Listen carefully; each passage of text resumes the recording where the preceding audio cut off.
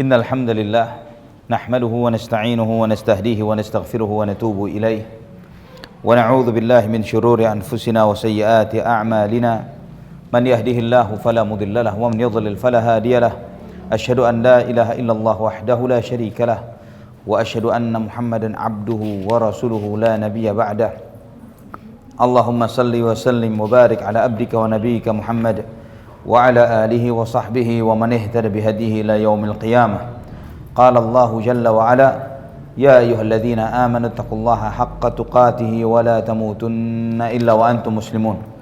Ya ayyuhan nasu taqu rabbakum alladzi khalaqakum min nafsin wahidah wa khalaqa minha zawjaha wa batha minhuma rijalan katsiran wa nisaa wattaqullaha alladzi tasaaluna bihi wal arham innallaha kana 'alaykum raqiba. يا أيها الذين آمنوا اتقوا الله وقولوا قولا سديدا يصلح لكم أعمالكم ويغفر لكم ذنوبكم ومن يطع الله ورسوله فقد فاز فوزا عظيما.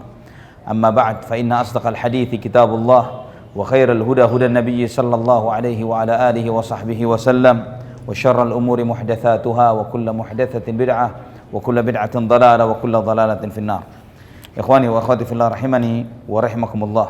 Alhamdulillah, segala puji bagi Allah Subhanahu wa taala Ar-Rahman Ar-Rahim yang telah melimpahkan kepada kita nikmat Islam, nikmat sunnah. Semoga Allah Subhanahu wa taala senantiasa menjaga nikmat ini. Semoga Allah Subhanahu wa taala menambahkan ilmu kepada kita dan semoga Allah Subhanahu wa taala memberikan taufik dan hidayahnya agar kita bisa beramal dengan ilmu yang telah Allah Subhanahu wa taala anugerahkan kepada kita. Amin ya rabbal alamin. Pada kesempatan ini saya akan membahas tentang ittiba' dan pengaruhnya di dalam tazkiyatun nafs. Ittiba' dan pengaruhnya di dalam tazkiyatun nafs. Karena ikhwatul iman, perlu kita yakin bahwa tidak akan mungkin manusia itu bersih jiwanya, mencapai kesucian jiwa tanpa tauhid. Seorang musyrik nggak mungkin bersih jiwanya. Seorang yang menyembah selain Allah Subhanahu wa taala tidak akan mungkin memiliki jiwa yang bersih. Maka Allah sendiri menyebutkan bahwa orang musyrik itu najis. Orang musyrik itu najis sebagaimana Allah firmankan dalam Al-Qur'an. Maka untuk mencapai kesucian jiwa, dia yang pertama kali yang dia harus bersihkan adalah ketauhidannya kepada Allah Subhanahu wa taala. Maka tidak akan mungkin kita dapat seorang yang memiliki jiwa yang bersih dari seseorang yang beragama selain dinul Islam. Atau misalnya dia di dalam dinul Islam tapi dia memiliki kebiasaan berbuat syirik kepada Allah Subhanahu wa taala, tidak akan bersih jiwanya. Tidak akan bersih jiwa seseorang yang hatinya berburuk sangka kepada Allah Subhanahu wa taala. Seorang yang musyrik, dia berburuk sangka kepada Allah Subhanahu wa taala. Dia meyakini bahwa Allah Subhanahu wa taala bukan satu-satunya an-nafi'ud dhar yang bisa memberi manfaat atau memberikan madarat. Maka dia bergantung, berserah diri, berharap kepada selain Allah Subhanahu wa taala, apapun itu bentuknya. Apakah itu kepada seorang nabi, ataukah kepada wali yang sudah meninggal dunia, ataukah kepada pohon, kepada batu, kepada orang-orang yang sudah meninggal dunia, jin, malaikat, apapun bentuk kesyirikan seseorang kepada selain Allah Subhanahu wa taala, maka hal itu menyantarkan orang yang memiliki keyakinan syirik tidak akan bersih hatinya. Pada kesempatan ini bukan cuma syirik yang harus diperangi, yang dibasmi agar seseorang memiliki kebersihan jiwa, kebersihan hati, namun juga ittiba', yaitu mengikuti Nabi sallallahu alaihi wasallam. Tidak akan mungkin manusia mencapai kebersihan jiwa tanpa ittiba', tanpa mencontoh Rasulullah sallallahu alaihi wasallam. Karena itulah dasar dari dinul Islam. Di dalam beribadah kita mengikuti kehendak Allah Subhanahu wa taala yang memerintahkan kita, bukan mengikuti kehendak syahwat dan hawa nafsu seseorang. Ketika seorang beribadah, bukan hanya melampiaskan keinginannya belaka bahwa yang penting saya tentram jiwa saya, tapi tidak mengikuti aturan yang benar. Misalnya, kok saya merasa, misalnya ini, sholat subuh yang 2 rakaat ini kurang membersihkan jiwa. Maka bagaimana kalau dibuat 4 rakaat? Atau misalnya yang populer di masyarakat kita, bahwa mereka beranggapan bahwa di dalam beribadah kepada Allah Subhanahu wa taala, yang semestinya beribadah kepada Allah itu adalah dengan mengungkapkan segala bentuk cinta kepada Allah Subhanahu wa taala. Sepenuhnya cinta kepada Allah. Sehingga cinta kepada Allah ini tidak menyisakan rasa lain di dalam hati ini kecuali cinta saja. Maka apakah kamu takut kepada Allah? Enggak, saya enggak takut kepada Allah Subhanahu wa taala. Berharap kepada Allah? Tidak, saya tidak berharap kepada Allah Subhanahu wa taala. Tidak takut akan azabnya, tidak berharap akan rahmatnya. Full cinta. Ada yang seperti itu, Bu? Banyak. Ya banyak yang seperti ini. Kaum sufi ya memiliki keyakinan yang seperti ini. Sampai di antara mereka ada yang berkeyakinan di dalam doanya, ya Allah, jika aku beribadah kepadamu mengharapkan surga, haramkan surga dariku. Jika aku beribadah kepadamu takut api neraka, maka bakarlah aku dengan api nerakamu. Atau dengan ungkapan yang lain dia mengatakan, ya Allah, andai kata nanti Engkau memasukkan aku ke dalam azabmu, Engkau bakar aku di api nerakamu, asal Engkau ridho, enggak ada masalah ya Allah, saya terima. Ya, jadi dan ungkapan yang ekstrim lagi sampai ditanya, apakah kamu memiliki perasaan benci kepada iblis, kepada syaitan? Maka dia mengatakan, di dalam hatiku sudah terpenuhi dengan rasa cinta kepada Allah sehingga tidak menyisakan kebencian kepada siapapun dan apapun. Jadi cintanya kepada Allah membuat dia juga cinta kepada iblis dan syaitan. Allahul musta'an, wala haula wala quwata illa billah. Ini sikap berlebihan, sikap ekstrim, sikap menyembah Allah dengan mengikuti syahwat dan hawa nafsunya, bukan mengikuti kehendak Allah Subhanahu wa taala. Maka Imam Ibnu Qayyim Al-Jauziyah banyak sekali ya di dalam puluhan tempat di dalam kitab beliau Madarijus Salikin mengkritisi pola pikir yang seperti ini. Ya, keyakinan yang menyimpang yang seperti ini. Bahwa seorang yang beribadah kepada Allah, seorang hamba yang hakiki, hamba Allah yang mutlak, maka dia akan mengikuti apa yang diperintahkan oleh Allah Subhanahu wa taala, mencari apa yang Allah perintahkan kita untuk mencarinya, dan menjauhi apa yang diperintahkan oleh Allah agar kita menjauhinya. Ya.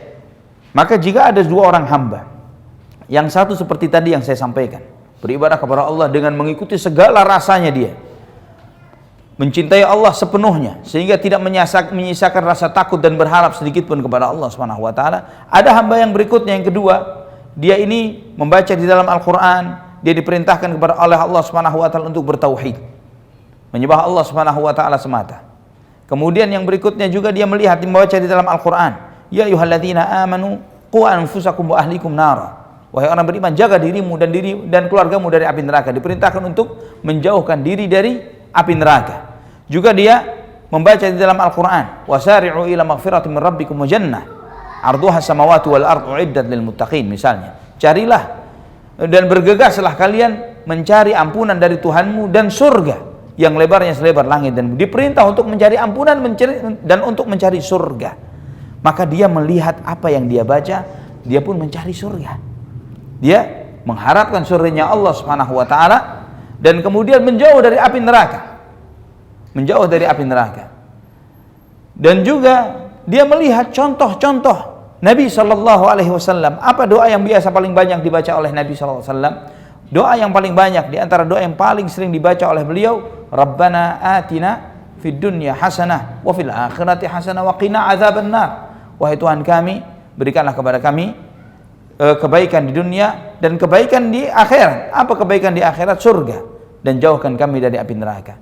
Juga di antara contoh doa Nabi SAW, Allahumma inni as'alukal jannah wa maqarraba ilaiha min qaulin wa amal wa a'udzu bika minan nar wa maqarraba ilaiha min qaulin wa amal. Ya Allah, aku meminta kepadamu surga dan segala sesuatu yang mengantarkanku supaya semakin dekat kepada surga, baik itu berupa ucapan maupun amal perbuatan. Dan aku berlindung kepadamu ya Allah dari api neraka dan segala sesuatu yang membuat aku semakin dekat ke api neraka, baik itu berupa ucapan maupun perbuatan. Hamba yang kedua, yang dia bertauhid kepada Allah, mencari apa yang Allah perintah untuk cari, menjauhi apa yang Allah perintahkan untuk jauhi, dibandingkan dengan hamba yang pertama yang beribadah kepada Allah mengikut kemauan dirinya semata, mana yang lebih dekat kepada Allah? Yang pertama atau yang kedua? Yang kedua. Yang kedua, yang mengikuti apa yang dicari oleh Allah, yang mencari apa yang Allah perintahkan untuk cari, menjauhi apa yang Allah perintahkan untuk jauhi, dan bertauhid hanya kepada Allah Subhanahu wa taala semata. Inilah kedudukan ittiba. Bahwa seseorang yang ittiba mengikuti Nabi sallallahu alaihi wasallam di dalam beribadah kepada Allah Subhanahu wa taala, dia lebih dekat kepada ketakwaan, lebih dekat kepada kesucian jiwa ketimbang mereka yang beribadah dengan bid'ah. Ketimbang mereka yang beribadah dengan bid'ah. Karena perbuatan bid'ah tidak akan mungkin seorang pelaku bid'ah bertakwa. Konsekuensi takwa itu ittiba, bukan bid'ah. Karena Ali bin Abu Thalib radhiyallahu anhu, di antara apa yang beliau sebutkan tentang definisi takwa, beliau memberikan 4 kriteria takwa itu: at-taqwa al-khaufu minal jalil, wal 'amalu bit tanzil, war ridha bil qalil, wal isti'dadu li yaumir rahil. Bahwa konsekuensi takwa itu 4. Pertama, memiliki rasa takut kepada Allah Subhanahu wa taala yang Maha Perkasa. Itu konsekuensinya di antara yang beliau definisikan. Yang pertama, memiliki rasa takut kepada Allah Subhanahu wa taala yang Maha Perkasa. Yang kedua, al-amalu bit tanzil, beramal dengan yang Allah turunkan. Bukan semau-maunya. Beramal dengan apa yang Allah turunkan. Apa yang Allah turunkan? Al-Qur'an dan sunnah Nabi sallallahu alaihi wasallam. Dua-duanya adalah wahyu. Nanti kita akan membahasnya. Ya. Jadi takwa ini adalah di antaranya beramal dengan apa yang Allah turunkan, wal amalu bit tanzil. Yang ketiga, ar-ridha bil qalil, ridha dengan yang sedikit. Ya, ridha dengan yang sedikit, menerima ketetapan Allah yang telah Allah tetapkan untuk kita. Dan yang keempat, al-isti'dadu li yaumir rahil, mempersiapkan diri untuk hari kematian kita. Mempersiapkan diri untuk hari kematian. Ini 4 kriteria takwa yang disampaikan oleh Ali bin Abu Thalib radhiyallahu an. Yang beliau menyebutkan dalam 4 kriteria ini, yang kedua adalah al-amalu bit tanzil, beramal dengan apa yang diturunkan oleh Allah Subhanahu wa taala. Maka konsekuensi takwa ittiba. Maka jika ingin menjadi seorang waliullah, harus menjadi seorang ahlus sunnah wal jamaah yang sebenarnya. Harus menjadi seorang ahlus sunnah wal jamaah yang hakiki, yang bagaimanapun kondisinya, apapun yang terjadi, fitnah sebesar apapun, berusaha tetap istiqamah, berpegang teguh dengan tali Allah, yaitu Al-Quran dan sunnah Nabi sallallahu alaihi wa alihi wa sahbihi wasallam. Ikhwatal iman rahimani wa rahimakumullah. Ini yang disebut dengan diistilahkan oleh para ulama dengan al-i'tisam. Ya, al-i'tisam sebagaimana firman Allah di dalam surat Ali Imran ayat 103. Dalam surat Ali Imran ayat 103 Allah berfirman, wa'tasimu bihablillahi jami'an wa la tafarraqu. Wa'tasimu bihablillahi jami'an wa la tafarraqu. Dan berpegang teguhlah kalian dengan tali Allah semuanya, dan janganlah kalian bercerai-berai. Jadi kata i'tisam, berpegang teguh. Kata i'tisam ini seperti kata ismah. Ismah itu, maka Nabi disebut, para Nabi memiliki sifat maksum. Dari kata yang sama. Kata i'tisam, ismah, maksum itu sama. Artinya terjaga. Artinya terjaga. Maka seseorang yang berpegang teguh dengan Al-Quran dan sunnah Nabi seperti orang yang dijaga oleh Allah Subhanahu wa ta'ala. Ya, orang yang berpegang teguh dengan Al-Quran dan sunnah, dia ini dijaga oleh Allah Subhanahu wa ta'ala. Dijaga agamanya, dijaga akhiratnya, dijaga kebahagiaannya di dunia dan di akhirat oleh Allah Subhanahu wa ta'ala dengan berpegang teguhnya ini. Disebutkan dalam ayat ini dengan tali Allah. Diumpamakan oleh Allah Subhanahu wa ta'ala Al-Quran dan sunnah ini dengan tali, seperti perumpamaan orang yang terjatuh ke dalam jurang, yang bakal jatuh ke dalam jurang, yang selamat yang berpegang teguh dengan tali Allah ini. Apa tali Allah itu? Yaitulah Al-Quran dan sunnah Nabi sallallahu alaihi wasallam, yang dengan kedua hal ini sumber kebahagiaan manusia dan keselamatan mereka dari azab api neraka.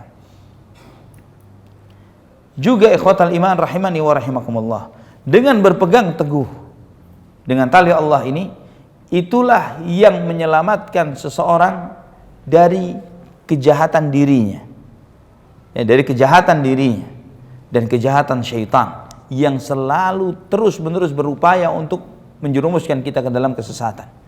Ya, pada kajian-kajian sebelumnya kita telah membahas bahwa manusia ini, diri manusia diri kita sendiri ini memiliki keburukan dan kejahatannya masing-masing, sedikit atau banyak, besar atau kecilnya. Maka setiap dai, setiap khatib selalu di awal khutbahnya, na'udzubillahi min syururi anfusina wa sayyiati a'malina. Kita berlindung kepada Allah dari keburukan jiwa-jiwa kita dan kejahatan amal-amal kita. Kejahatan amal-amal yang telah kita perbuat. Setiap diri kita memiliki kejahatannya sendiri-sendiri. Jiwa manusia cenderung untuk mengajak manusia untuk berbuat buruk dan dosa dan maksiat, kecuali yang dirahmati oleh Allah Subhanahu wa taala.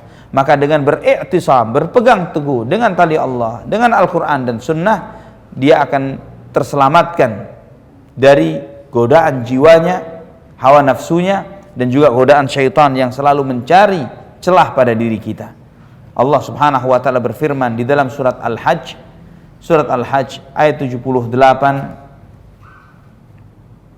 wa'tasimu billahi huwa maulakum fa ni'mal maula wa ni'man nasir. Dan berpegang teguhlah kalian kepada Allah, dialah pelindung kalian, dialah sebaik-baik pelindung dan sebaik-baik penolong.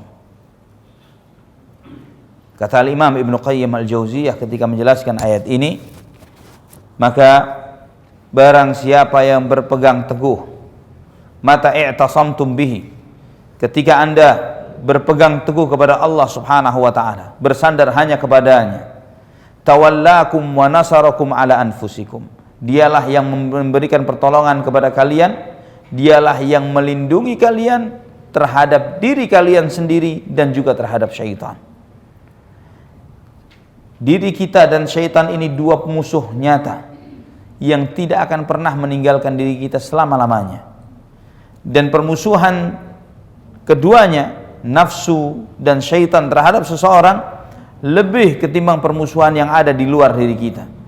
Maka agar selamat dari dua musuh ini, musuh nafsu kita dan musuh syaitan, ini menjadi sesuatu yang sangat penting sebelum kita bisa mengalahkan musuh yang ada di luar.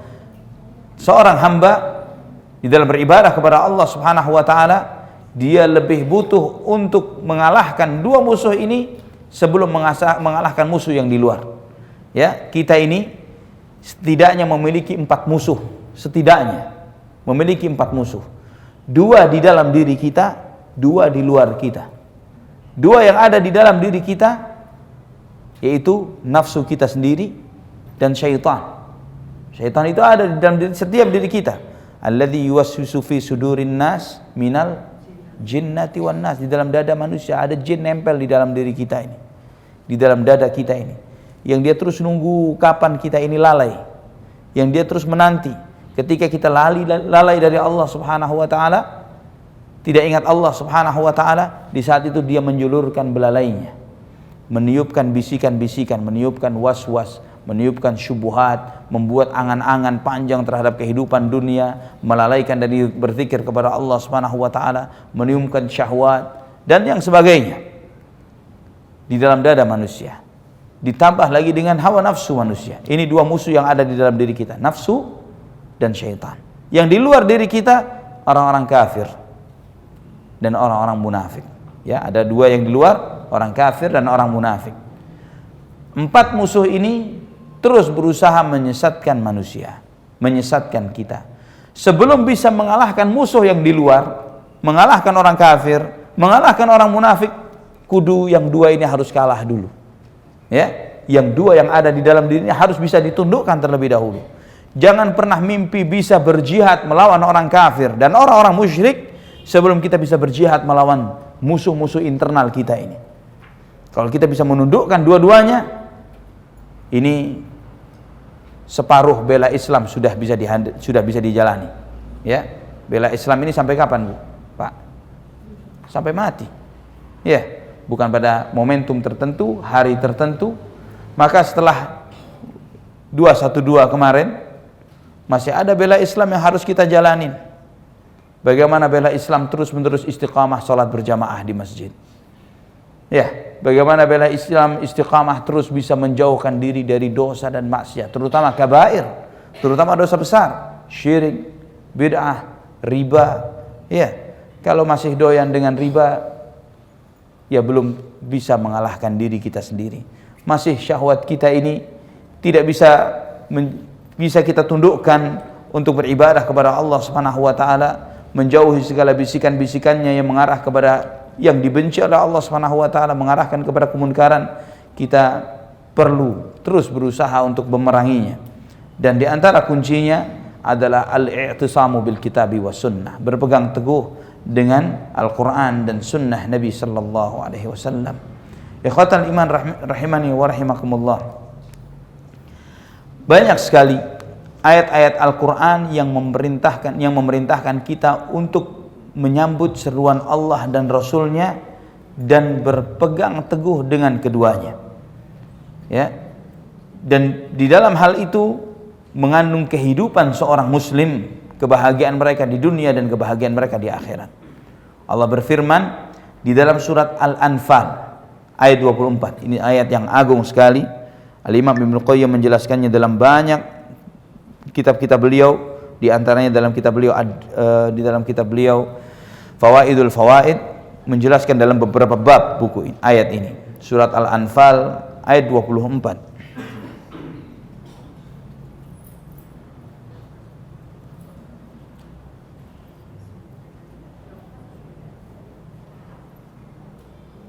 Allah Subhanahu wa taala berfirman, ya ayyuhalladzina amanu,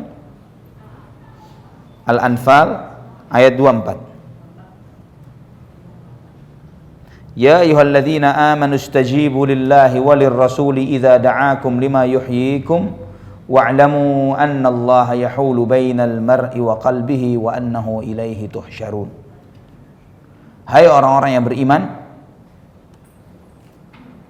penuhilah seruan Allah dan seruan Rasul.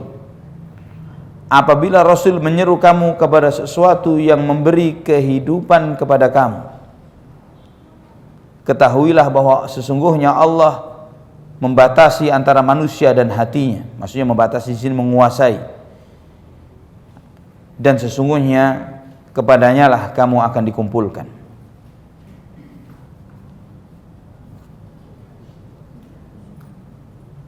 Ayat ini menyebutkan kepada kita agar kita menyambut seruan Allah dan Rasulnya. Idza da'akum lima yuhyikum. Ketika Allah Subhanahu wa taala dan ketika Rasul sallallahu alaihi wasallam menyeru kalian yang memberi kehidupan kepada sesuatu yang memberi kehidupan kepada kamu. Artinya membuat hidup kita menjadi lebih baik. Membuat hidup kamu menjadi lebih hidup. Idza da'akum lima yuhyikum.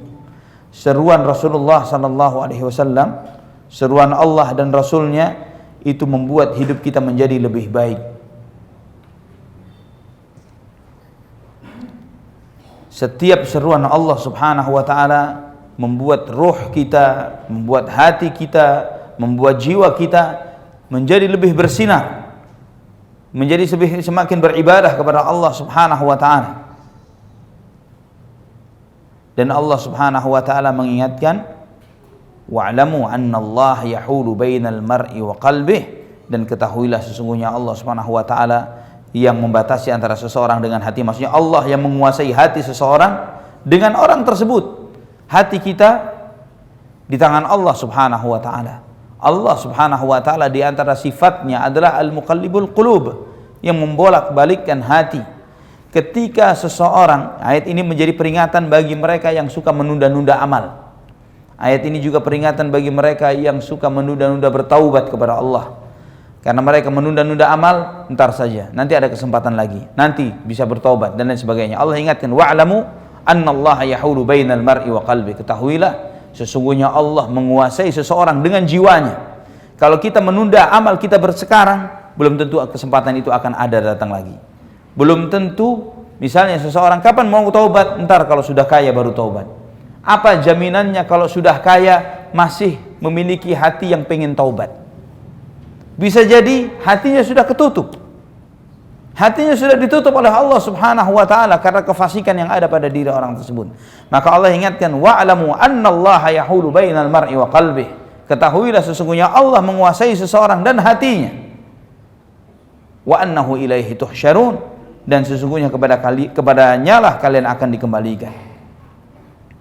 Maka ikhwatal iman rahimani wa rahimakumullah, dengan berpegang teguh dengan Al-Quran dan Sunnah, kembali kepada Allah dan Rasulnya, di situ mengandung kehidupan hati dan kesuksesan hati dari belenggu syahwat dan segala ikatan-ikatannya.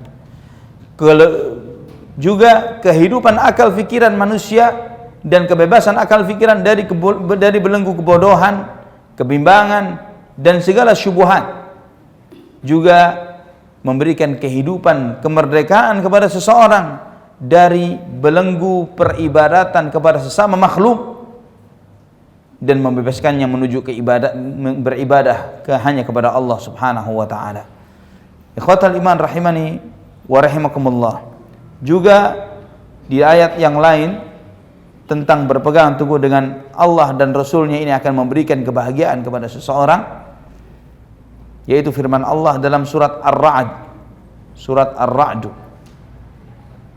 surat ke-13 ayat ke-18.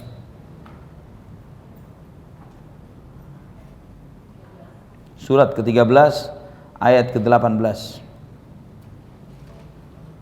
Surat Ar-Ra'd.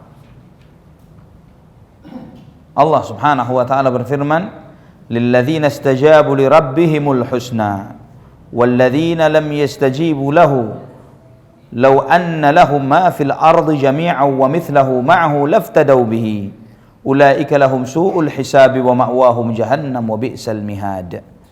Bagi orang-orang yang memenuhi seruan Tuhannya, yaitu mengikuti Al-Quran dan Sunnah, berpegang teguh kepada Al-Quran dan Sunnah, disediakan pembalasan yang baik bagi mereka.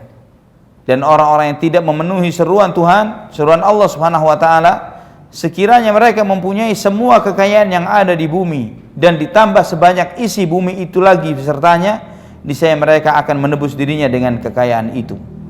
Orang-orang itu disediakan baginya hisab yang buruk, dan tempat kediaman mereka ialah neraka jahanam, dan itulah seburuk-buruk tempat kembali, tempat kediaman. Allah menyebutkan di dalam ayat ini bahwa mereka yang menyambut seruan Allah dan Rasulnya, yang berpegang teguh kepada Al-Quran dan Sunnah, bagi mereka balasan yang baik, al-husna, bagi mereka balasan yang baik. Adapun yang tidak menyambut seruan ini, nanti pada hari kiamat, andai kata mereka memiliki bumi dan semua isinya, ditambah lagi sebesar bumi itu lagi untuk menebus dirinya dari api neraka, mereka akan lakukan itu, tapi tidak akan diterima oleh Allah. Allah tidak akan terima mereka. Ulaika lahum su'ul hisab, bagi mereka adalah hisab yang buruk, wa ma'wahum jahannam, dan tempat kembali mereka adalah neraka jahannam, wa bi'sal mihad, wal iyadzu billah, dan tempat kembali yang sangat buruk, tempat kediaman yang sangat buruk.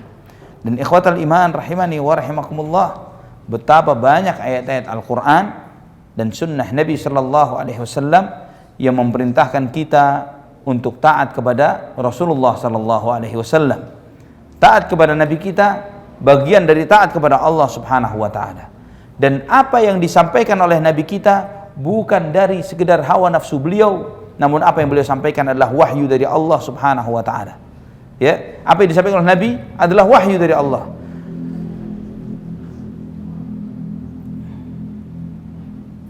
Ikhwatal iman rahimani wa rahimakumullah. Di antara ayat-ayat Al-Quran yang Allah Subhanahu wa taala sebutkan tentang bahwa yang disampaikan oleh Nabi kita sallallahu alaihi wasallam bukan hanya Al-Quran, namun di samping Al-Quran di situ juga ada wahyu, adalah sunnah Nabi sallallahu alaihi wasallam, yaitu firman-Nya di dalam surat Al-Jumu'ah, yusabbihu lillahi ma fis samawati wa fil ardil malikil quddusil azizil hakim. Di ayat yang kedua, walladzi ba'atsa fil ummiyina rasulan minhum yatlu alaihim ayatihi wa yuzakkihim wa yu'allimuhumul kitaba wal hikmah wa in kanu min qablu lafi dhalalin mubin. Di ayat yang kedua dari surat Al-Jumu'ah, Allah Subhanahu wa taala berfirman, dialah Allah ya yang mengutus kepada kaum yang buta huruf seorang rasul di antara mereka, yang membacakan ayat-ayatnya kepada mereka, yatul alaihim ayati wa yuzakkihim, dan mensucikan mereka dan mengajarkan kepada mereka kitab dan hikmah, yang mengajarkan kepada mereka wa yuallimuhumul kitaba wal hikmah, mengajarkan mereka Alkitab. Apa itu Alkitab? Al-Qur'an. Wal hikmah yaitu sunnah. Yang dimaksud dengan hikmah di sini adalah sunnah. Dan sesungguhnya mereka sebelumnya benar-benar dalam kesesatan yang nyata. Terjemahan Depak menyebutkan al-hikmah dalam kurung as-sunnah. Ya. Ini menunjukkan bahwa apa yang diterima oleh Nabi kita Muhammad sallallahu alaihi wasallam berupa Al-Qur'an dan sunnah. Tidak cukup Quran saja, namun ada Al-Qur'an dan sunnah Nabi sallallahu alaihi wasallam. Dan Allah mengharuskan taat kepada Nabi kita dan menjadikan itu bagian dari taat kepada Allah. Sebagaimana dalam surat An-Nisa ayat 80, wa may yuti'ir rasul faqad ata'a Allah. Barang siapa yang taat kepada Rasulullah, maka dia telah taat kepada Allah. Ya, barang siapa yang taat kepada Rasulullah, maka dia telah taat kepada Allah. Ayat ini menunjukkan kepada kita agar segala bentuk ketaatan kepada Nabi kita. Karena misalnya ada seorang yang pernah bertanya kepada Abdullah ibnu Mas'ud radhiyallahu anhu, saya tidak mendapati di dalam Al-Quran yang menyebutkan larangan untuk bertatu misalnya. Nggak boleh pakai tatu, nggak boleh ngikis gigi misalnya, nggak boleh hal-hal yang diharamkan. Ya, hal-hal yang diharamkan yang tidak ada di dalam Al-Quran dan Sunnah, disebutkan dalam Al-Quran. Dia berkata kepada Abdullah bin Mas'ud, saya tidak dapati ayat itu ada di dalam Al-Quran. Kemudian kata Abdullah bin Mas'ud, ada. Wanita itu kemudian mencari-cari, tidak didapati. Dia tanya lagi kepada Abdullah bin Mas'ud, ada, coba kamu baca. Apa ayatnya? Di antaranya beliau membacakan di antaranya dalam surat Al-Hasyr, wa ma atakumur rasulu fakhudhuhu wa ma nahakum anhu fantahu. Apa yang dibawa oleh Rasul maka ambillah, dan apa yang dilarang oleh Rasul maka jauhilah. Ya, itu disebut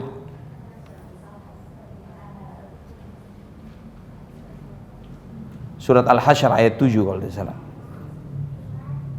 Surat Al-Hasyr ayat 7. Di sana beliau membacakan wa ma atakumur rasulu fakhudhuhu. Apa yang dibawa oleh Rasul ambillah semuanya. Artinya apa? Semua perintahnya jalankan, semua larangannya jauhi, ya. Wa manahakum anhu fantahu. Semua larangan Rasulullah SAW kepada kalian jauhilah. Ini menunjukkan, ayat ini mengisyaratkan semua apa yang diperintahkan oleh Nabi SAW hukumnya adalah wajib kalau tidak ada larangan, kalau tidak ada yang memalingkannya. Demikian pula semua larangan Rasulullah SAW adalah haram selama tidak ada yang memalingkannya. Maka jika Nabi misalnya mengharamkan sesuatu, ya, jika Nabi SAW mengharamkan sesuatu dan hal itu tidak diharamkan di Quran, statusnya tetap haram. Statusnya tetap haram. Contohnya, kullu dhinabin minas siba' fa'akluhu haram. Segala sesuatu binatang yang bertaring haram dikonsumsi, haram dimakan. Maka statusnya haram. Tidak boleh, oh ini kan di Quran gak diharamkan, maka haramnya Nabi statusnya tidak seperti haramnya Quran misalnya. Itu salah. Karena apa? Karena Allah menegaskan dalam Al-Quran semua perintah Nabi jalankan, semua larangannya jauhi. Menunjukkan bahwa apa yang dilarang oleh Nabi statusnya adalah haram. Demikian pula misalnya kodok. Halal atau haram? Kodok haram, ya, kodok itu haram dikonsumsi. Apa suiki, ya, ini haram dikonsumsi.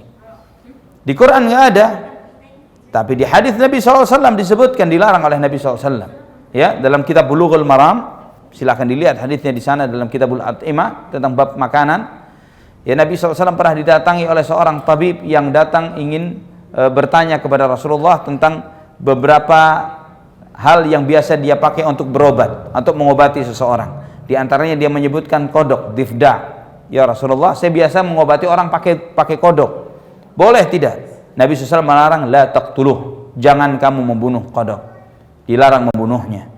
Ya, dan jika dilarang membunuh, bagaimana dimakan? Membunuhnya saja haram. Masih dimakan hidup-hidup?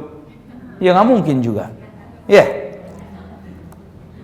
Ya, jadi kata Imam Ahmad, kata Imam Syafi'i rahimahumullah, segala binatang yang haram dibunuh otomatis haram dikonsumsi. Ya, otomatis haram dikonsumsi. Ini salah satu contohnya. Ikhwatal iman rahimani wa rahimakumullah. Di ayat yang lain yang menyebutkan bahwa apa yang diucapkan oleh Nabi kita itu adalah wahyu, bukan dari hawa nafsunya, itu dalam surat An-Najm Ya, surat An-Najm ayat 3 dan 4. Surat An-Najm ayat 3 dan 4. Ini ayat-ayat ini bantahan bagi orang yang mengaku dirinya pakai Quran saja nggak mau pakai hadis. Ya, pakai Quran saja nggak mau pakai hadis. Ada sebagian orang yang beranggapan seperti itu, atau yang beranggapan bahwa kedudukan hadis itu di bawahnya Quran. Tidak seperti itu. Kedudukan hadis bukanlah di bawah Al-Quran. Bahkan Al-Imam Al-Barbahari rahimahullah dalam Syarhus Sunnah, beliau mengatakan bahwa Al-Quran itu butuh sunnah, tapi sunnah nggak butuh Quran.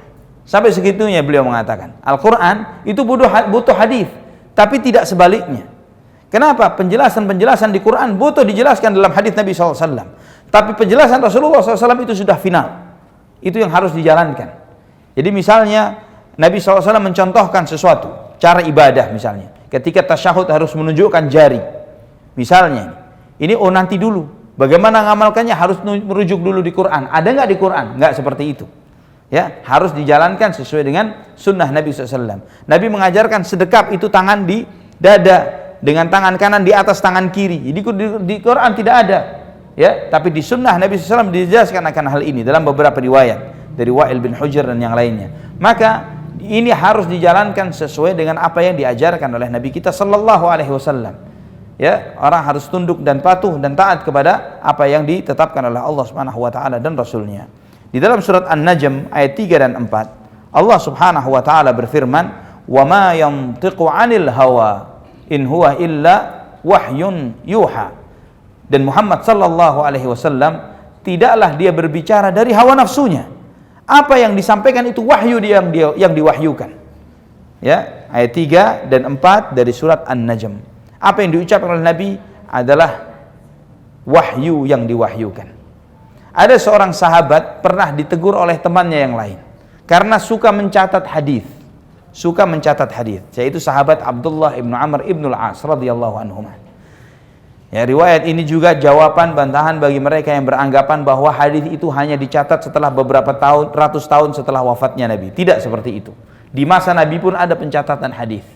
Ya, ada seorang sahabat yang bernama Abdullah bin Amr bin Al-As radhiyallahu anhuma.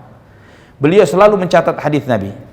Dan ditegur oleh sebagian sahabat yang lain, "Kamu kok mencatat semua yang disabdakan oleh Rasulullah? Setiap Nabi mengucap sesuatu kamu catat. Setiap Nabi mengucap kamu catat."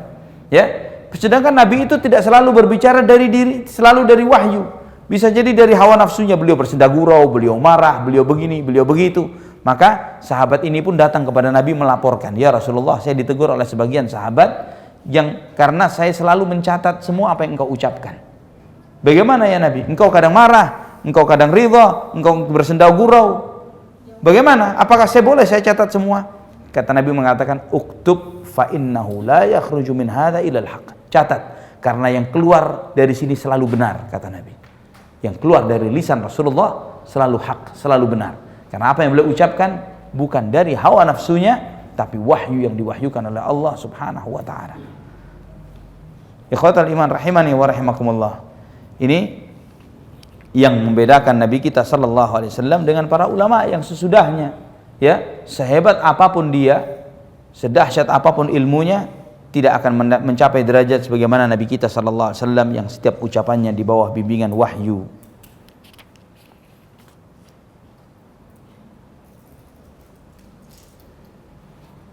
Ikhwatal iman rahimani wa rahimakumullah. Dan berpegang teguh dengan Al-Quran dan Sunnah. Ya, dengan Al-Quran dan Sunnah itu adalah tali yang kokoh. Tali yang kokoh yang menyelamatkan seseorang dari kebinasaan. Dalam surat Luqman ayat 22. Luqman ayat 22.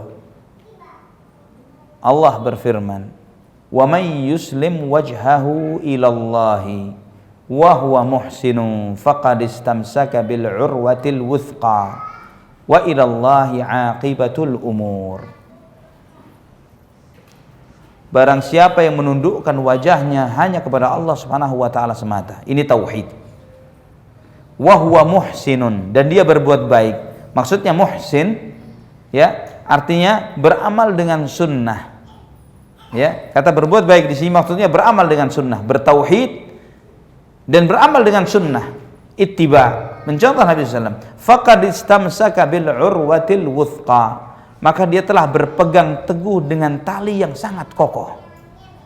Wa ilallahi aqibatul umur, dan kembali kepada Allah lah berakhirnya segala urusan. Ayat ini menunjukkan kepada kita bahwa barang siapa yang berpegang teguh dengan Al-Quran dan Sunnah, maka dia akan selamat dari kebinasaan. Dia selamat dari kebinasaan, selamat dari kebimbangan, selamat dari fitnah. Antum perhatikan ikhwatal iman, setiap terjadi hal-hal yang kadang membuat kita bingung di dalam bersikap, coba merujuk kepada Al-Quran dan Sunnah. Coba kita bertanya ke dalam diri kita, bagaimana Nabi kita SAW menyikapi hal ini? Ada tidak jawabannya di dalam Al-Quran dan Sunnah? Kalau ada jawabannya, kita pegang teguh jawaban tersebut, walaupun seringkali bertentangan dengan nafsu kita, seringkali bertentangan dengan sikap yang seharusnya yang menurut kita akan kita ambil. Dan kita hakul yakin, apa yang dijawab oleh Nabi kita sallallahu alaihi wasallam adalah al-haq, adalah kebenaran. Ya, dan nilai kebenaran itu adalah di dalam tauhid dan ittiba. Bukan kebenaran itu dari hasilnya, tapi kebenaran itu ketika kita mengikuti proses yang benar, bukan hanya sekedar mengikuti hasil. Yo, yang penting kan berhasil, bukan seperti itu. Ya.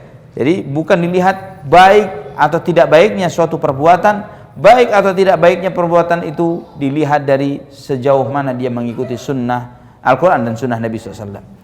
Saya sebutkan sebuah contoh tentang fenomena yang disampaikan oleh Nabi SAW yang terjadi di zaman fitnah. Ya, Hudzaifah ibnul Yaman radhiyallahu an, yang dikenal dengan hadis fitnah. Jadi hadis ini disebut hadis fitnah karena memang itu yang ditanya oleh beliau. Kana an-nasu yas'aluna Rasulullah sallallahu alaihi wasallam 'anil khairi wa kuntu as'aluhu 'anil syarr makhafata an yudrikani dzalik. Banyak orang bertanya kepada Nabi SAW tentang kebaikan, namun aku bertanya kepada beliau tentang hal yang buruk. Saya khawatir jangan sampai aku terjerumus ke dalam keburukan tersebut. Maka aku bertanya, ya Rasulullah, kunna fi jahiliyatin wa syarr, faja'ana Allahu hadzal khair, fahal ba'da hadzal khairi min syarr. Ya Rasulullah, dulu kita di masa jahiliyah, di masa keburukan, kemudian Allah mendatangkan kebaikan ini, diutusnya engkau. Setelah masa baik ini ya Rasulullah, apakah akan datang masa keburukan? Apakah akan hilang kebaikan dan muncul keburukan yang keburukan ya Rasulullah? Nabi menjawab, na'am, iya, ada. Akan ada zaman keburukan lagi. Kemudian Hudzaifah bertanya, wahal ba'da dzaka syarru min khair? Setelah masa keburukan itu ya Rasulullah, apakah akan balik kebaikan itu ya Nabi? Kebaikan itu akan balik lagi? Jadi ini terjadi setelah masa Nabi pastinya. Nabi SAW mengatakan, na'am, akan balik lagi kebaikan itu, wa fihi dakan. Namun kebaikan itu tidak murni. Di situ ada kabut yang menutupinya, yang membuat samar, remang-remang kebaikan itu. Wa ma dakhanuhu ya Rasulullah? Apakah yang menyebabkan itu samar dan remang-remang ya Rasulullah? Nabi SAW, du'atun ala abwabi jahannam. Dai-dai yang berada di pintu-pintu neraka jahannam. Kata Nabi, dai-dai yang ada di atas pintu, di depan pintu neraka jahannam. Man ajabahum qadhafuhum fiha. Barang siapa yang menyambut seruan dai-dai itu, mengikuti ajakan mereka, akan dilemparkan ke dalam neraka jahannam. Sifhum lana ya Rasulullah. Sebutkan ciri-ciri dai jahannam itu. Hum min jildatina wa yatakallamuna bi alsinatina.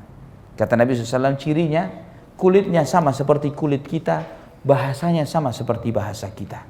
Maksudnya dijelaskan oleh Ibnu Hajar Asqalani, dari kalangan umat Islam, dari kalangannya kaum muslimin, ngomongnya bahasanya kaum muslimin. Bisa jadi fasih bahasa Arab, ngerti baca kitab, bisa jadi dari umat Islam, bukan dari orang kafir. Apa cirinya? Qaumun la yahtaduna bihudaya wa la yastannuna bisunnati. Mereka ini tidak mengajak kepada petunjukku dan tidak mengajak kepada sunnahku. Jadi mengajarkan apa? Bid'ah. Tidak mengajarkan sunnah Nabi sallallahu alaihi wasallam. Itu kabut yang membuat remang gambaran Islam yang terjadi setelah masa Nabi sallallahu alaihi wasallam. Kemudian sahabat ini bertanya, "Ya Rasulullah, fahal ba'da hadzakal khairu min syarr?" Setelah masa kebaikan yang ada kabut remang yang menutupinya itu akan muncul keburukan lagi ya Rasulullah? Nabi mengatakan, "Na'am." Iya. Kemudian Hudzaifah bertanya, "Wasiatkan kepada kau, ausini in adrakani dzalik." Berikan aku wasiat ya Rasulullah, jika aku bertemu dengan zaman itu apa yang harus aku lakukan? Apa yang harus aku lakukan? Kata Nabi sallallahu alaihi wasallam, subhanallah hadisnya, beliau bersabda, "I'tazil tilkal firaqa kullaha walau an yudrikakal walau an yudrik i'tazil tilkal firaqa kullaha i'tazil tilkal firaqa kullaha walau an tudrikal mautu wa anta ala dhalik walau an ta'udda bi asli sajaratin hatta yudrikakal mautu wa anta ala dhalik." Kata Nabi SAW, tinggalkanlah semua firqah-firqah yang ada. Seakan-akan Nabi menyampaikan, nanti di akhir zaman, Nabi SAW berpesan kepada Hudzaifah, talzam jama'atal muslimina wa imamah. Kamu harus berpegang teguh dengan jamaahnya kaum muslimin dan pemimpin mereka, pemimpinnya umat Islam. Jadi kepada pemimpinnya kaum muslimin. Jangan kamu menyelisihi pemimpinnya umat Islam, taatilah mereka, dengarkanlah mereka selama mereka ada. Kemudian Hudzaifah bertanya, "In lam takun jamaah wa imam ya Rasulullah." Bagaimana kalau saya menghadapi satu masa tidak ada jamaatul muslimin dan imam dari umat Islam, tidak ada khilafah? Apa yang harus aku lakukan? Kata Nabi sallallahu alaihi wasallam, "I'tazil tilkal firaq kullaha walau an ta'udda bi asli sajaratin hatta yudrikakal maut wa anta ala dzalik." Tinggalkan semua firqah-firqah yang ada, kelompok-kelompok yang ada, dan walaupun kamu sendirian memakan dari akar-akar pepohonan sampai kamu mati, seperti itu adalah lebih baik. Seakan Nabi menyampaikan ketika nanti tidak ada masa, tidak ada khilafah. Ini di zaman Nabi beliau menyampaikan, ketika di suatu masa tidak ada khilafah, di situ bakal banyak muncul firqah-firqah, kelompok-kelompok, pemikiran-pemikiran, pemahaman-pemahaman, ini mengajak ke sana, itu mengajak ke sini dan lain sebagainya. Dan kebenaran itu adalah al-jamaah. Kebenaran itulah apa yang datang dari Allah dan Rasulnya. Kebenaran yang datang dari Allah dan Rasulnya, sebagaimana yang diajarkan oleh para sahabat. Itulah jamaah. Nah, Nabi mengatakan di saat itu terjadi, jangan kamu cenderung kepada si A, si B, si C, si D, yang macam-macam itu. Berpegang teguhlah kepada al-haq, kepada Al-Quran dan sunnah Nabi, sesuai pemahamannya para sahabat. Walaupun kamu mati seperti dalam kondisi seperti itu, itulah lebih baik ketimbang kamu menjerumuskan dirimu ke dalam ajakan firqah-firqah tersebut. Wallahu a'lam bishawab. Ini salah satu mukjizat di antara mukjizat Nabi sallallahu alaihi wasallam. Dalam hadis Muslim, ya, hadisnya sama, tapi Imam Muslim menambahkan riwayat ketika bertanya tentang apa yang terjadi ya Rasulullah di masa kebaikan yang di situ ada kabutnya. Apa yang dimaksud dengan kabut di situ? Kata Nabi sallallahu alaihi wasallam dalam Sahih Muslim, hadis Hudzaifah juga, "A'immatun la yahtaduna bihudaya wa la yastannuna bisunnati wa sayaqumu fihim rijalun qulubuhum qulubasy syayatin fi juthmani ins."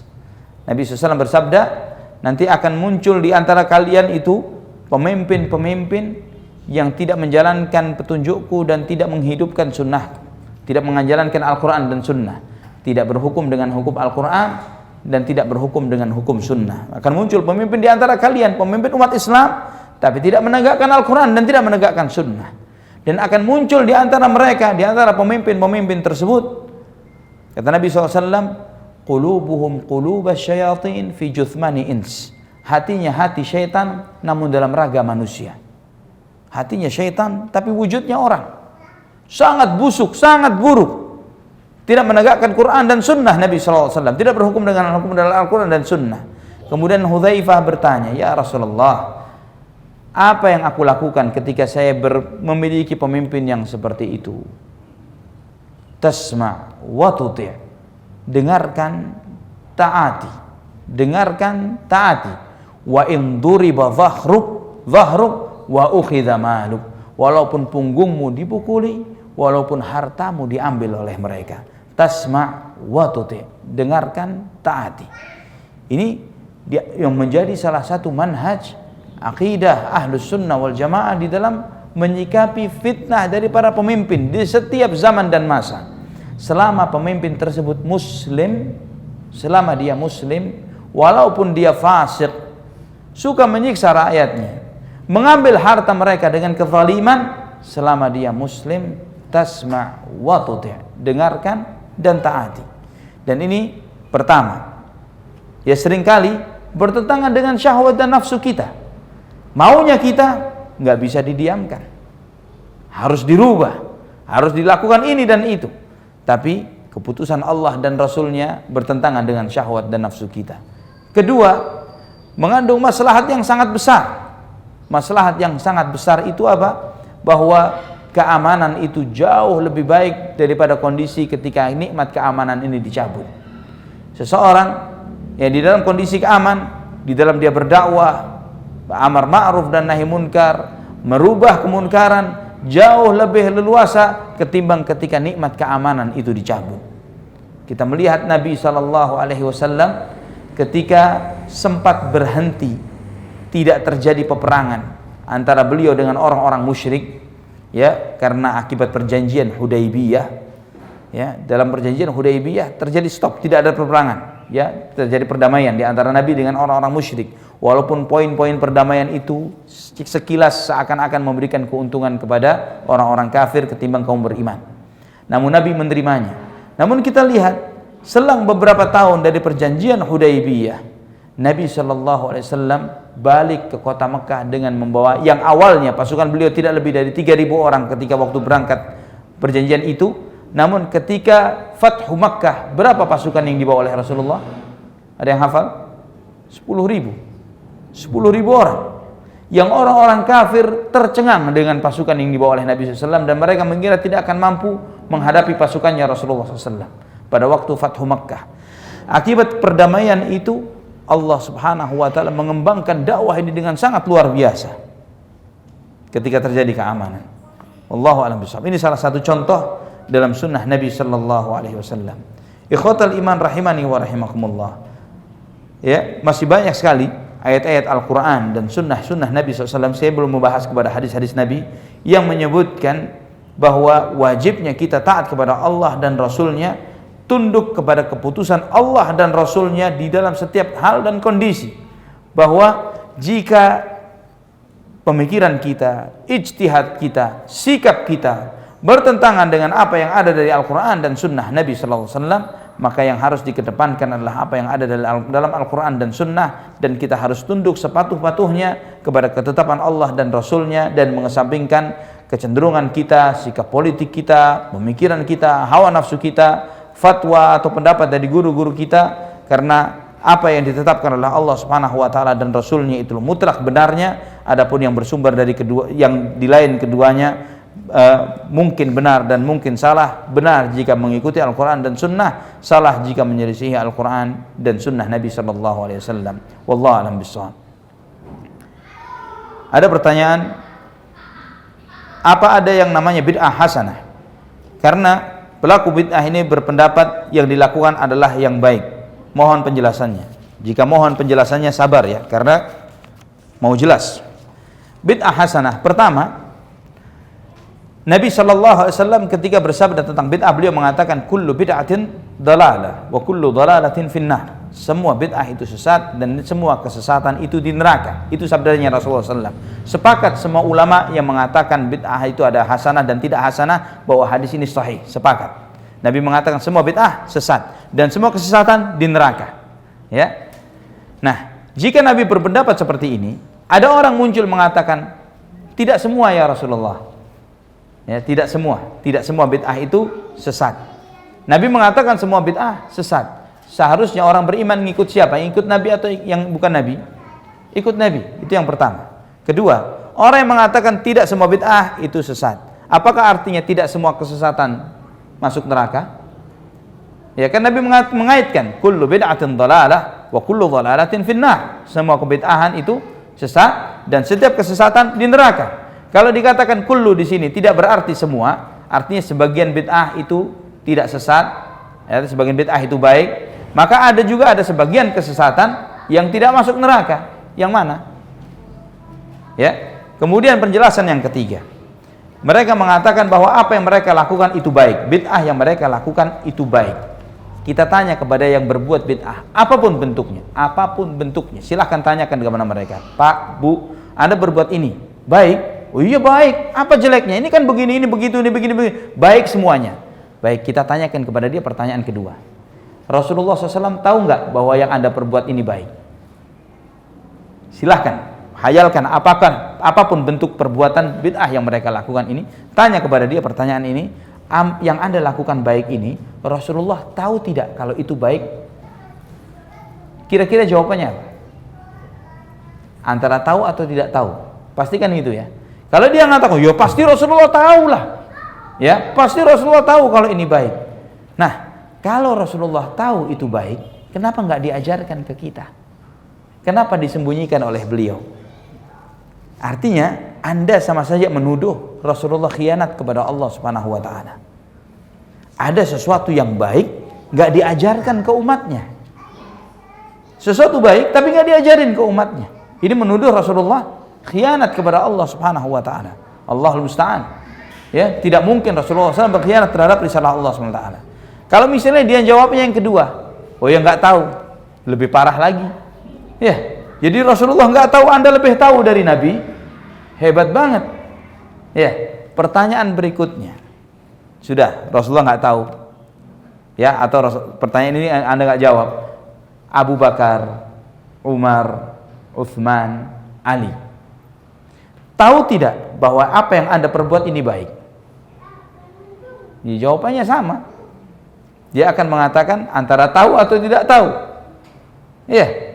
Kalau Abu Bakar, Umar, Utsman, Ali tahu bahwa apa yang Anda lakukan ini baik, tapi nggak diamalkan oleh mereka. Kenapa? Kenapa nggak diamalkan oleh mereka? Mereka tahu sesuatu kebaikan tapi nggak diamalin oleh mereka. Ini mustahil. Mustahil Abu Bakar, Umar, Utsman, Ali tahu sesuatu itu baik tapi nggak diamalin oleh mereka. Atau jawaban yang berikutnya, Abu Bakar, Umar, Utsman, Ali tidak tahu kalau itu baik, dan Anda lebih tahu daripada Abu Bakar, Umar, Utsman, Ali. Hebat banget. Ya, Masya Allah. Silahkan tanyakan kepada mereka pertanyaan ini kepada semua pelaku bid'ah. Ya Allah a'lam bishawab. Ini mengharuskan kita ittiba, harus mengikuti sunnah Nabi sallallahu alaihi wasallam.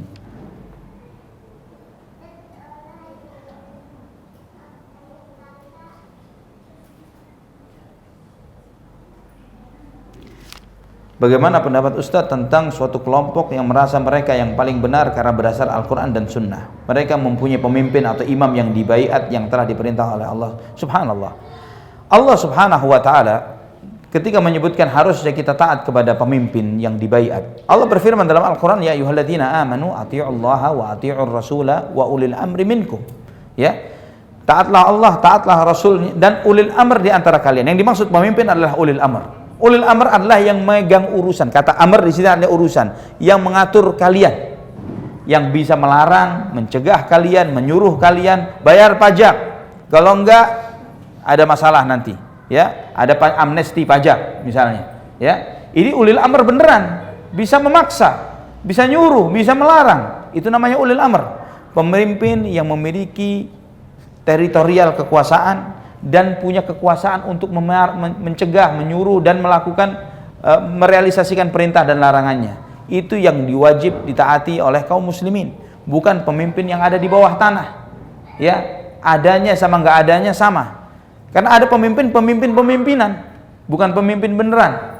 Ya, jadi dibaiat oleh kelompoknya, oleh jamaahnya, kita ikut Quran dan Sunnah, kita taat ini pemimpin ya, dia presidennya, ini menteri ini gubernur itu dan lain sebagainya. Tapi punya kekuasaan tidak. Pak, kalau Bapak keluar negeri mau kemana? Ya harus ngurus paspor dulu. Paspornya lambangnya apa? Garuda, sama.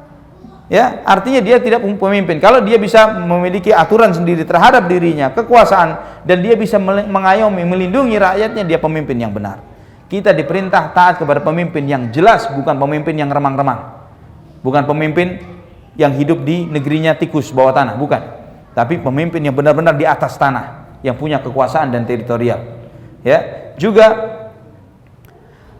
pemimpin-pemimpin seperti ini adalah pemimpin-pemimpin khayal, pemimpin-pemimpin hayalan. Mirip dengan Imam Mahdinya Syiah Rafidhah.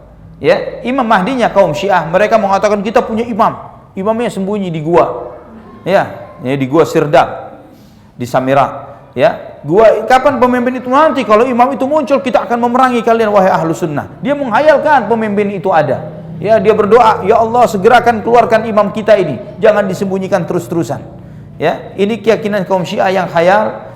Ini menunjukkan wahai ikhwatal iman rahimani wa rahimakumullah, bahwa keyakinan seperti ini keyakinan yang sesat. Mencomot sebagian ayat-ayat Al-Quran atau sebagian hadis-hadis Nabi SAW tentang taat kepada pemimpin dan dipahami sesuai dengan pemahaman mereka yang salah. Ya, jika di dalam Islam siapa pemimpin yang dimaksud ditaati adalah pemimpin dari kaum muslimin, minkum, dari umat Islam. Ya, dari kalian adalah dari umat Islam. Jadi menunjukkan bahwa syarat pemimpin yang ditaati adalah pemimpin muslim, bukan pemimpin kafir. Ya, mutlak dia adalah pemimpin muslim, bukan pemimpin yang kafir. Tidak boleh seorang muslim mengangkat seorang pemimpin yang kafir. Dan pemimpin muslim ini sangat jarang ditemukan pemimpin yang adil sebagaimana Rasulullah atau Khulafaur Rasyidin. Pemimpin terbaik sudah lewat masanya di masa generasi Abu Bakar, Umar, Uthman, Ali, kemudian Hasan bin Ali, kemudian Muawiyah bin Abu Sufyan, raja yang adil yang terbaik dari kalangan umat Islam. Sesudah generasi itu dari dinasti Bani Umayyah, ya, kemudian dinasti Bani Abbasiyah, hanya beberapa gelintir orang saja yang memiliki pemimpin yang baik. Ya, di Bani Umayyah di situ ada Umar bin Abdul Aziz. Di Bani Abbasiyah di situ ada Harun al-Rashid. Ya, dikenal sebagai keadilan dan kesalehannya. Namun sebagian pemimpinnya umat Islam, pemimpin sebagian umat Islam tidak seperti itu. Bahkan di antara pemimpin-pemimpin itu yang mengajak kepada kemunkaran dan kebatilan dan memaksa rakyatnya untuk meyakini hal-hal yang munkar dan yang batil. Namun kita melihat sikapnya para ulama-ulama kita setiap zaman, setiap waktu, mereka tidak pernah menjadi provokator yang mengarahkan umatnya untuk melakukan perlawanan terhadap pemimpin yang ada. Wallahu a'lam bishawab. Ustadz, seorang pemuda bertato lalu dia menyesal, apakah wudhunya sah? Sah wudhunya. Tidak ada hubungannya antara tato dengan wudhunya. Selama anggota atau organ wudhunya terkena dengan aliran air wudhunya, tidak ada masalah. Ya, tetap wudhunya sah, tidak ada masalah. Wallahu a'lam bishawab. Ada lagi? Ikhwatal iman?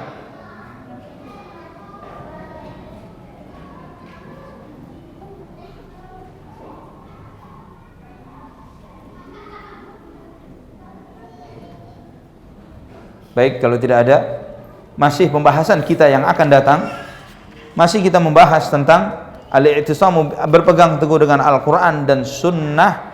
Saya baru membahas tentang tema ini, belum membahas tentang hubungannya, kaitannya dengan tazkiyatun nafs. Karena ini materi yang sangat penting. Semakin akhir zaman, semakin banyak fitnah yang membuat bimbang bukan hanya kepada orang-orang awam, bahkan para ulamanya, para da'inya, para ustadznya.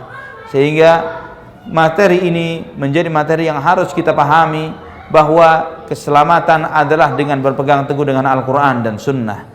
Ketika Allah subhanahu wa ta'ala mengajarkan kepada kita, memerintahkan suatu hal atau melarang dari suatu hal tertentu, dan kita menjalankan apa yang diperintah dan menjauhi apa yang dilarang oleh Allah, dan bersikap sebagaimana apa yang diajarkan oleh Rasulullah SAW, yakini dengan penuh keyakinan bahwa disitulah keselamatan, disitulah kesuksesan, disitulah kebahagiaan di dunia sebelum kebahagiaan di akhirat, sebagaimana yang Allah Subhanahu wa taala janjikan kepada kita, yang Tadi sempat kita kaji ayatnya dalam surat Al-Anfal ayat 24. Ya ayyuhalladzina amanu istajibu lillahi walir rasuli idza da'akum lima yuhyikum.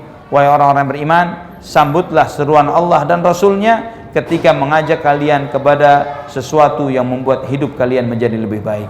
Semoga Allah Subhanahu wa taala menganugerahkan kepada kita keistiqamahan di dalam ilmu dan amal. Semoga Allah Subhanahu wa taala mewafatkan kita dalam keadaan yang terbaik kita.